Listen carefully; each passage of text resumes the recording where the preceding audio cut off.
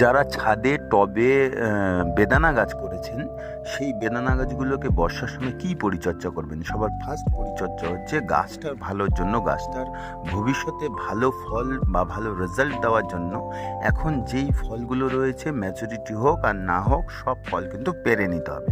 বর্ষার সময় গাছকে পরিষ্কার পরিচ্ছন্ন রাখতে হবে।